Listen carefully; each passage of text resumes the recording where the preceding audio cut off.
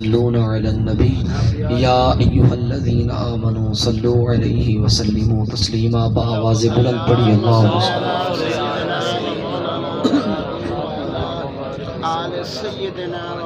صلی علی سیدنا و مولانا محمد عدد ما فی علم اللہ صلاة دائمتا بدوام ملک اللہ۔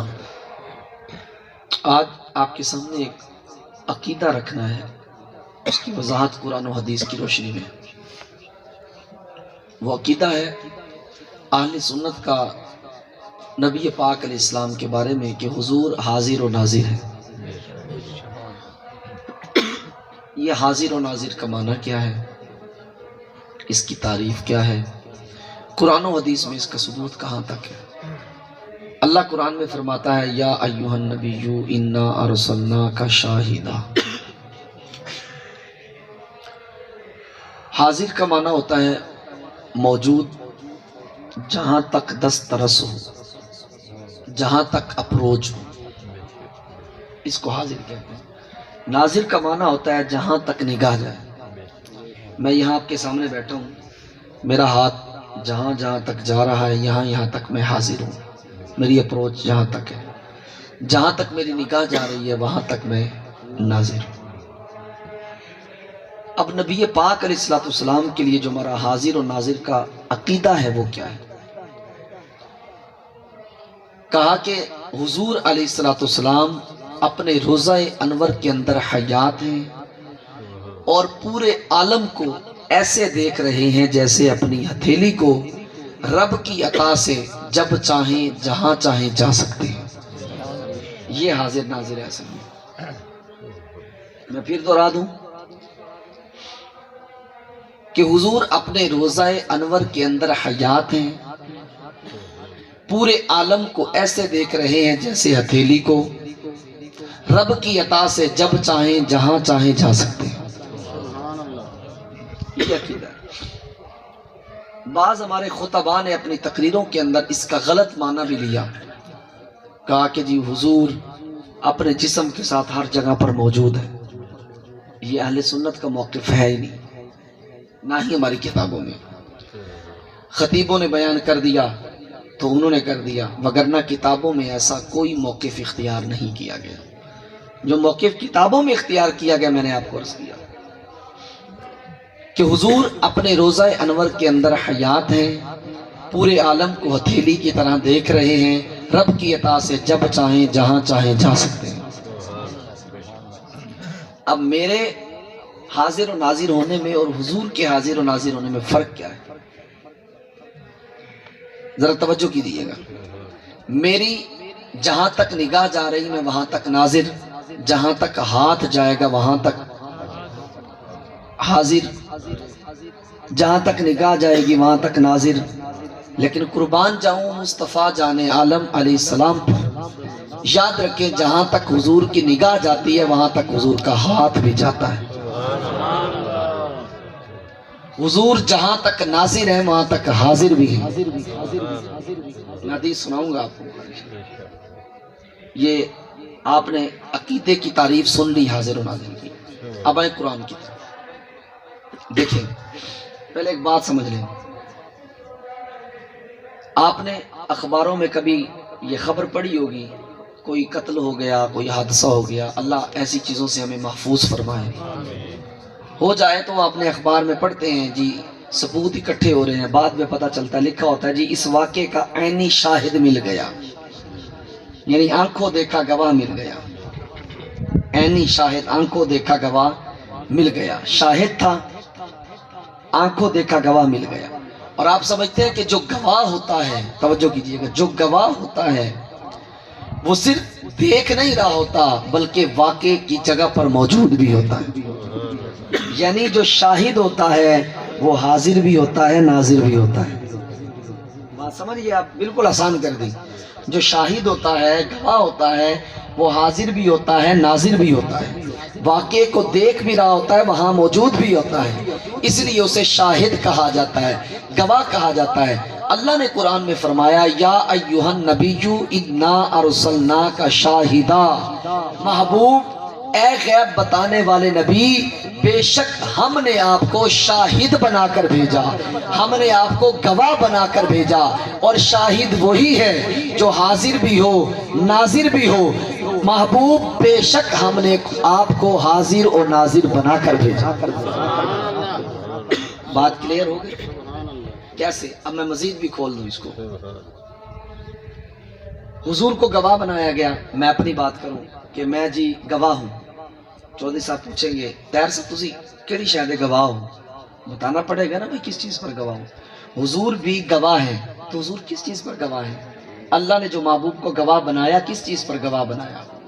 تفسیریں اٹھائیے، تفسیر روح المعانی کے اندر باقاعدہ لکھا ہے، فرمایا کہ الا من بعثت الیہم، کہا کہ جن کی طرف حضور بھیجے گئے ان پر حضور گواہ ہے۔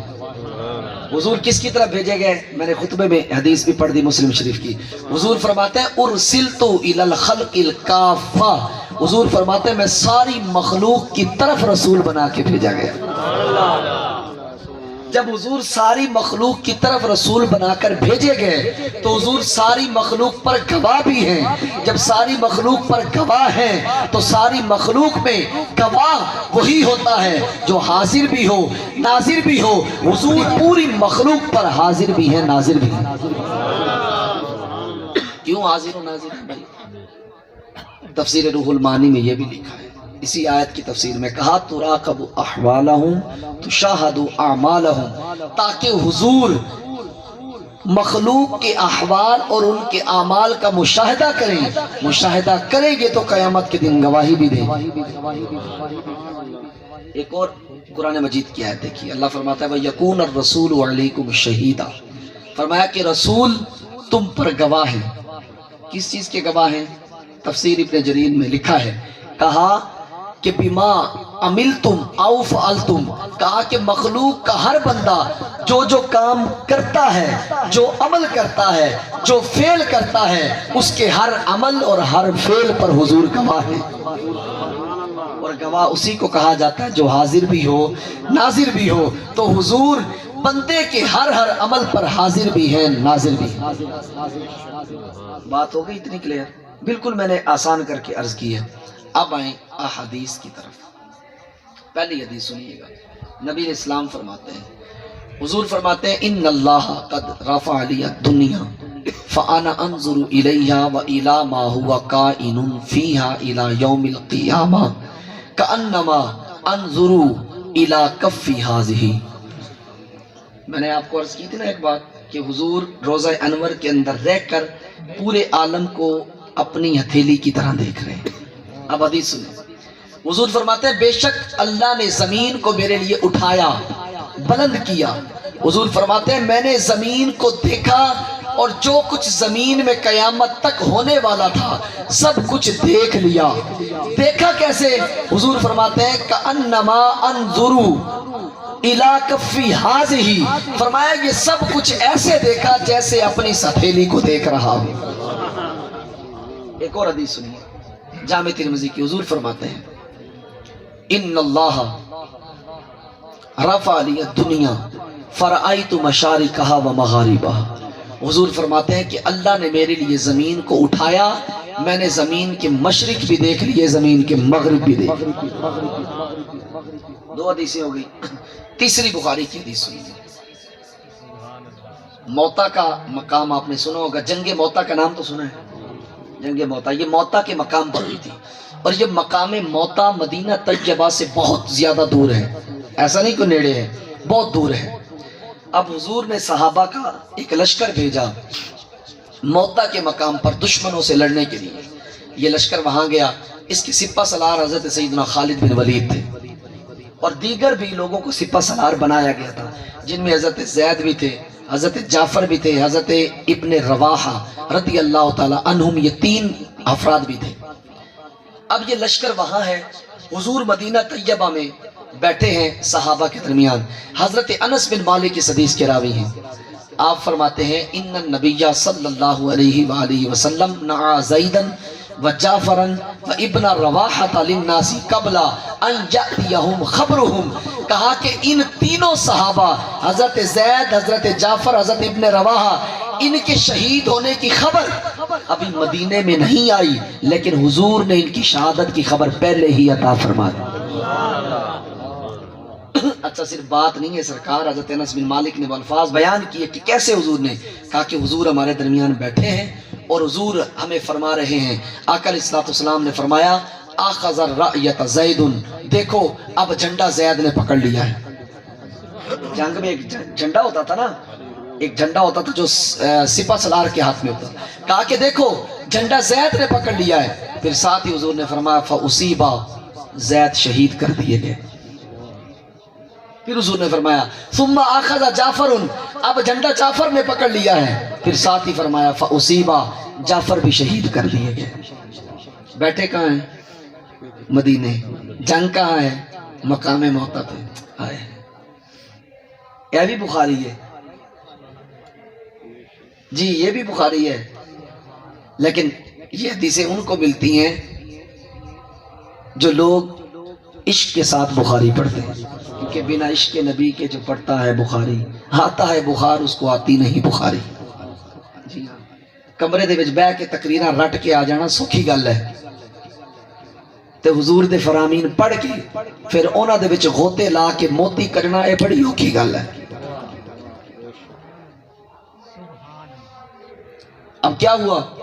نبی پاک علیہ السلام بتا رہے ہیں، فرمایا ثم اخذ جعفر، اب جھنڈا زید نے جعفر نے پکڑا، فاصیبا، وہ بھی شہید کر دیے گئے۔ پھر حضور نے فرمایا ثم اخذ ابن رواحہ، جھنڈا ابن رواحہ نے پکڑا، حضور نے فرمایا فاصیبا، ابن رواحہ بھی شہید کر دیے گئے۔ راوی کہتے ہیں کہ حضور ان کی شہادت کی خبر دے بھی رہے تھے، وعیناہ تذرفان، اور حضور کی آنکھوں میں سے آنسو بھی رواں تھے۔ پورا منظر بیٹھے دیکھ رہے ہیں، بتا رہے ہیں، آنکھوں سے آنسو بھی رواں ہیں۔ کہا کہ تھوڑی دیر بعد حضور نے خود فرمایا کہ حتی اخذ الرایۃ سیف من سیوف اللہ، حضور نے فرمایا صحابہ اب جھنڈا اللہ کی تلواروں میں سے ایک تلوار نے پکڑ لیا، یعنی خالد بن ولید نے اب جھنڈا پکڑ لیا۔ فرمایا حتی فتح اللہ علیہم، حضور نے فرمایا مبارک ہو، اللہ نے مسلمانوں کو فتح عطا فرما دی۔ یہ سارا کا سارا منظر حضور مدینے میں بیٹھ کر صحابہ کو بتا رہے ہیں۔ نگاہ مصطفیٰ کہاں تک گئی؟ نگاہ مصطفیٰ کہاں تک گئی؟